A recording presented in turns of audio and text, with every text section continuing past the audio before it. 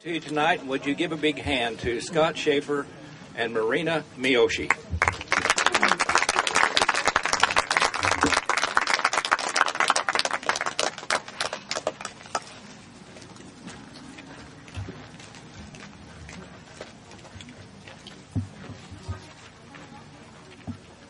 Thank you for coming.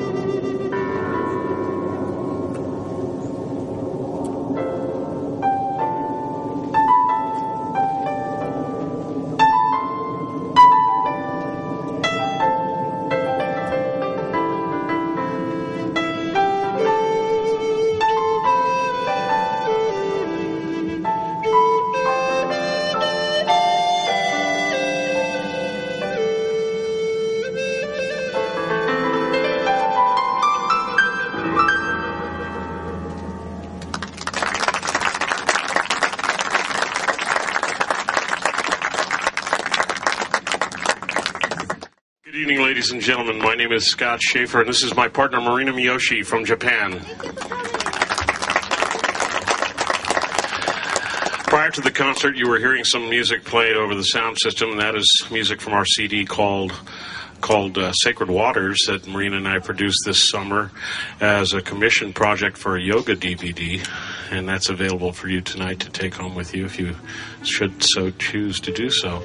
Marina and I met in the spring of 2008 as she was given an opportunity to come to the United States, and my parents allowed her to stay at their home for 3 months. And this was her first trip to the United States in 2008.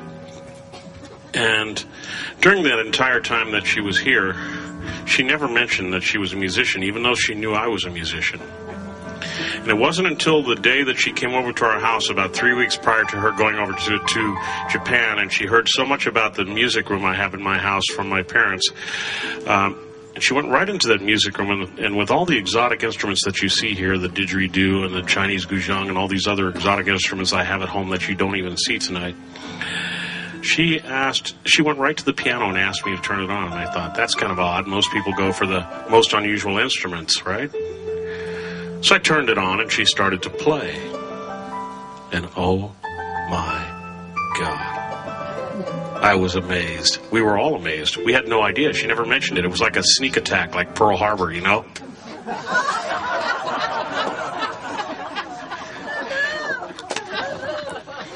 In Japan, they believe in doing and not talking about it. And so Marina, what? Put your boots down, girl. So, needless to say, I became very excited. I picked up a flute and we started to play together, and a musical chemistry was formed. As is depicted on a photograph that my wife took that evening in the music room, on the inside cover of our first CD together, Ebb and Flow. And you just heard the title track off of the CD, Ebb and Flow. It's called Ebb and Flow, of course. And the very next day after we discovered our musical chemistry with each other, my parents were flying Marina to New York City to tour New York City. That's my roots. I was born in New York City.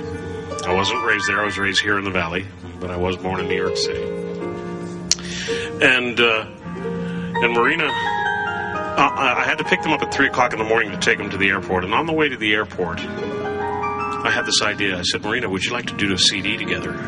She became extremely excited. She'd never done one before. I'd done 3 prior to her. And she said, yes. But here was the problem. The only time we'd ever played together was the night before. And she was on her way to New York City, and she'd be there for 2 weeks.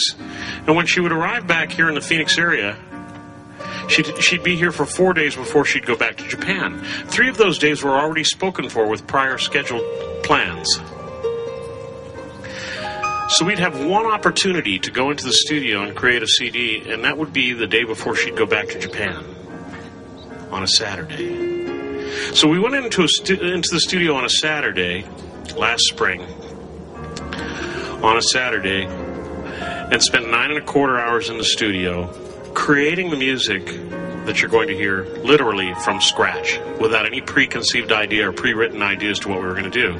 And Ebb and Flow was one of those examples of that song. So without further ado, let us continue on with our performance this evening. We hope you'll find it as emotionally connecting as the music that we've created for you tonight. And any coffee drinkers here? Let me see a show of hands for those of us that drink coffee, or those of us that will actually admit that we drink coffee. Okay, great. Now, when we most often drink coffee is usually, for me, is when I get up first thing in the morning, and my wife makes a pot of coffee, and I'm running around the house trying to, get ready for work, and I've got that coffee with me, and I'm going from room to room, but I'm not really focused on that coffee. I'm really focused more on what I'm going to be doing and the deadlines I have to meet. But for some reason, for me in particular, coffee tastes better on Sunday morning than any other day of the week. Does anybody ever notice that? Those of us that are coffee drinkers, how many of you agree with me that coffee seems to taste better on Sunday morning? Okay, for those of us that probably don't get up and go to church, that might be the case, because coffee is we can actually focus on it then, right? We have time to focus on the coffee. So that's my theory as to why coffee seems to taste better on Sunday morning than any other day of the week. So I'd like you to imagine your favorite place where you like to drink coffee, or whatever your morning drink happens to be. If it's a Bloody Mary, that's fine too. You know, whatever your morning drink happens to be, orange juice, chai tea, whatever. And imagine yourself just sitting in your favorite place, your favorite armchair, maybe out on the back patio by your pool, listening to the wind chimes or whatever the case may be, and having that cup of coffee and being one with that experience, being mindful of that moment.